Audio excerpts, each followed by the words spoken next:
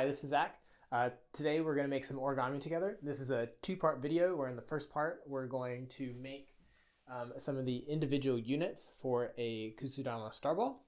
And then in the second part we're going to assemble all of these units together to make the final product. We're going to be making a kusudama that looks like this.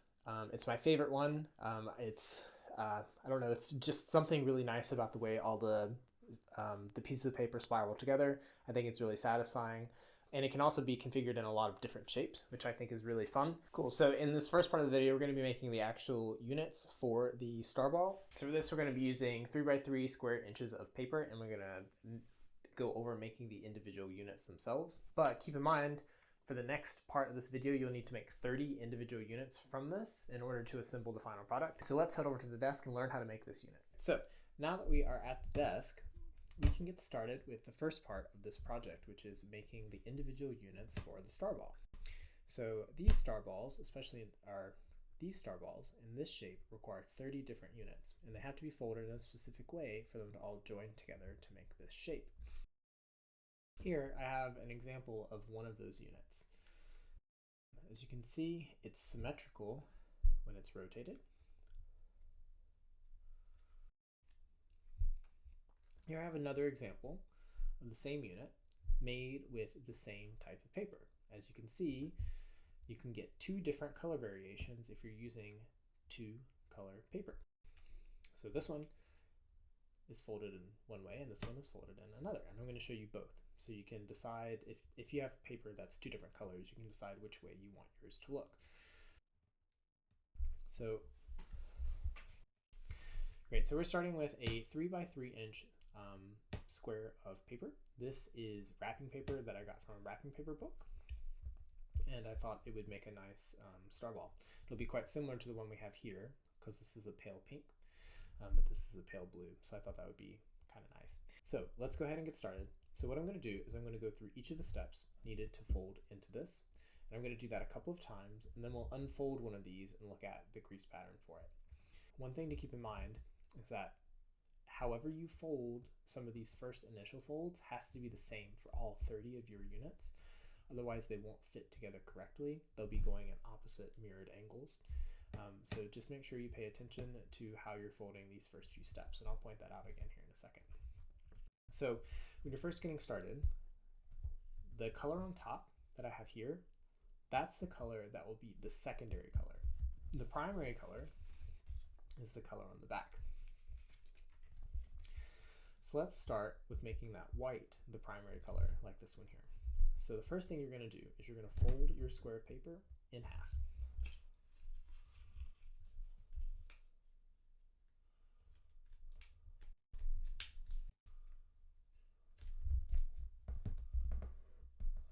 Okay, now once you've done that, you're going to unfold it. So basically what we did is we creased the paper.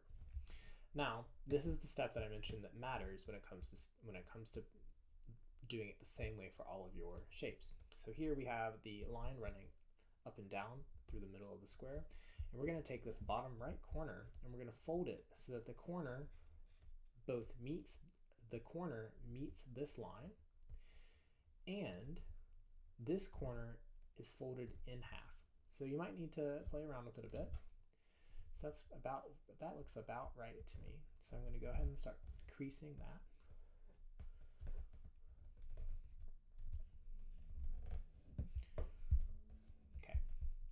Now this is the first step, this is the first and one of the most important folds. All right, so now what you're going to do is you're going to rotate this square, and you're going to repeat the same step you just did. You're going to fold this corner, the bottom right corner, towards that middle line, and then you're going to fold it so that the point meets the line, and this point here cuts the square of the corner in half. Then once you get that, go ahead and give it a nice crease. Now, if you're following along in the book I mentioned earlier, the modular origami book, this step is a bit different than recommended in the book, but I think, especially on lighter colored paper, it makes the following steps easier. So what we're going to do is we're going to take this edge and we're going to fold it to this edge.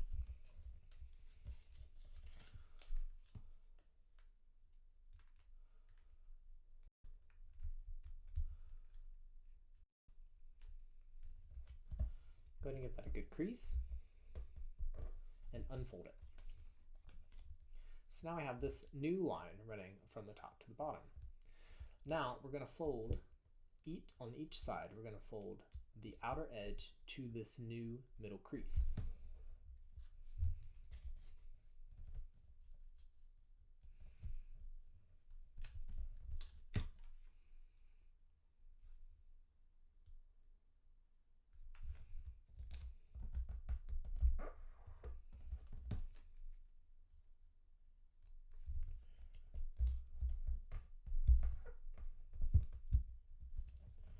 This fold is pretty important for the symmetry of the object. So if you don't get it quite right,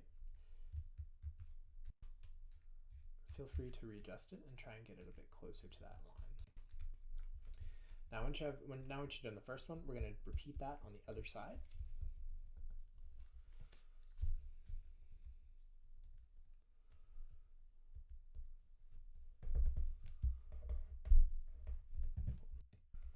Go ahead and give that a nice crease, and this is what you should have so far. So this is already starting to look a bit like the shape over here on the left, except it's flattened down. As we continue on, we're going to take this blue point down here, and we're going to fold it up towards the blue point up here. Now depending on the type of paper you're using, that fold might cause the paper to bunch up or crumple up in the middle. So what I like to do is I like to take the piece of paper and I like to go ahead and give it kind of a bit of a curve and flex it around here to help soften these edges here to keep them from bunching up. And then now I'm going to take this point and fold it up to here.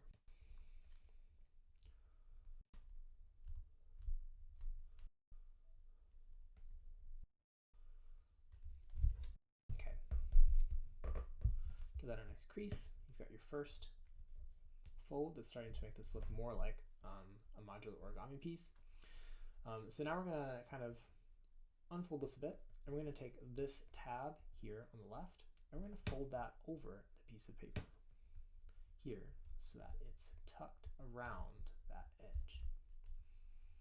And then we're going to take this right edge, and we're going to fold this entire corner over, and that'll include the little sheet of paper underneath it. So the goal here is to get to this point here, completely wrapped around without overlapping, and to also cut this corner right here in half. Go ahead and press and crease that. You'll have a little tab hanging out here as well. You want to fold that over the edge so that it is also hanging out.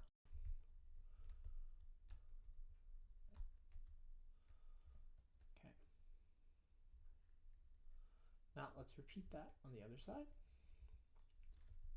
So let's fold this back over. We're going to fold this piece, this left tab, over this edge. And we're going to repeat folding this right corner over.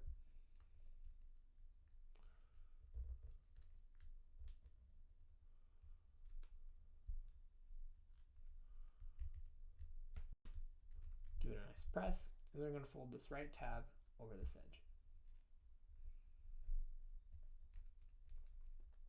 Cool. So we just have one more step to do. That's this tab here. We're going to fold that over the edge all the way.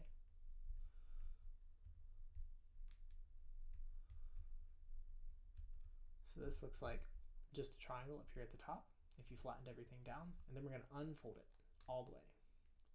Okay. Now we're going to repeat that last fold on the other side.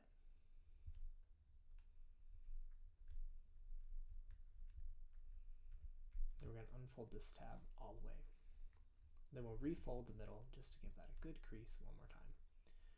There you go.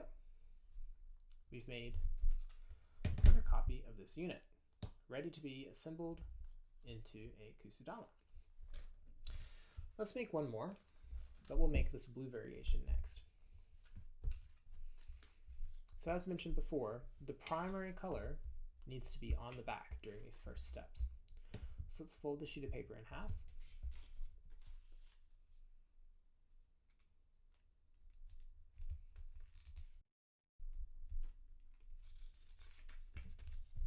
then we'll fold the bottom right corner to the line, making that bisect that we saw earlier.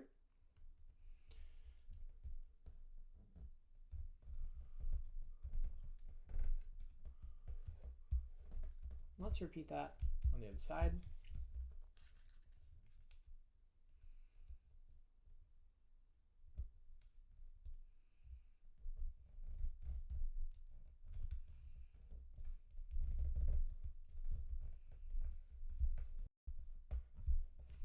Okay.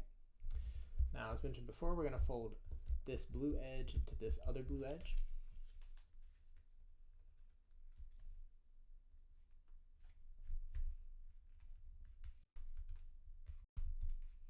Get a nice crease here so you'll be able to see that very well when you're going back to the other side. So now you have this new crease. We're going to fold each edge in to meet that crease.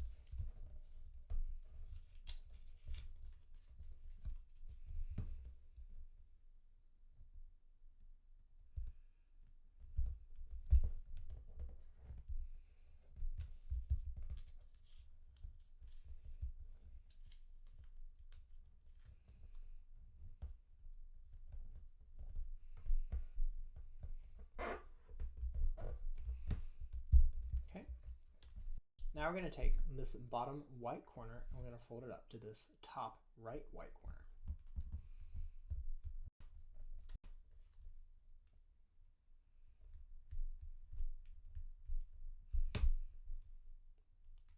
Okay. Now we're going to slightly unfold that and we're going to arrange these tabs in the way to get this nice triangular shape at the top. We're going to fold the left tab over the edge here.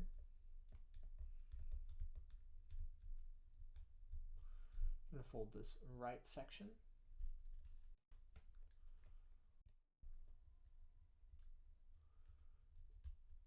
Notice how these corners come to a nice point. Make sure you try and recreate that effect on yours. Then we're going to fold this right tab over this edge to make a nice point. Okay. Now we're going to repeat all of those steps on this other side. So let's follow along.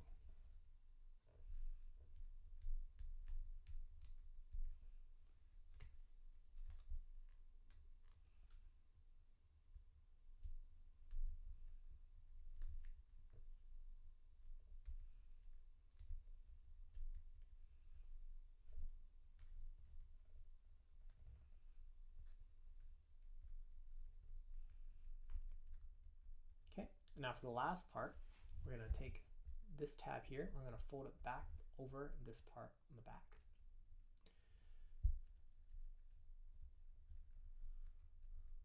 Hopefully having something that resembles a triangle on the top once you're done, and we're going to unfold that. Now we're going to repeat that on this other side. Let's fold this piece behind. Hopefully get a nice point. And unfold it. Now for the final step, we're going to take this middle crease and recrease it just to give it an extra sharp bend in the middle. Cool, so now we have 2 blue units and 2 white units. Now as promised, let's deconstruct one of these to see what the creases actually look like and what's important, and maybe what steps caused what things to happen.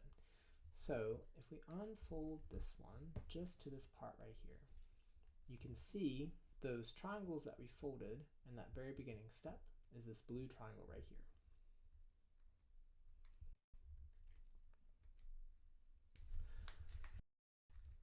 The section in the beginning, this little triangle that we get at the top of the unit, comes from that very first fold. If you want that section to look symmetrical when you create your actual star ball, make sure that this step looks the same or as close as you can for all of the units. Another thing to keep in mind while you're folding is that these tabs may not look identical on some of the units you're making. And that comes from being precise in your folding and in your paper cutting. If you cut your own paper, do keep in mind that the more precise you are, the easier it will be to assemble your kusudama. Cool, great. So if you followed along, you should have at least one unit of this that is ready to go. Perfect, maybe. I hope it is at least.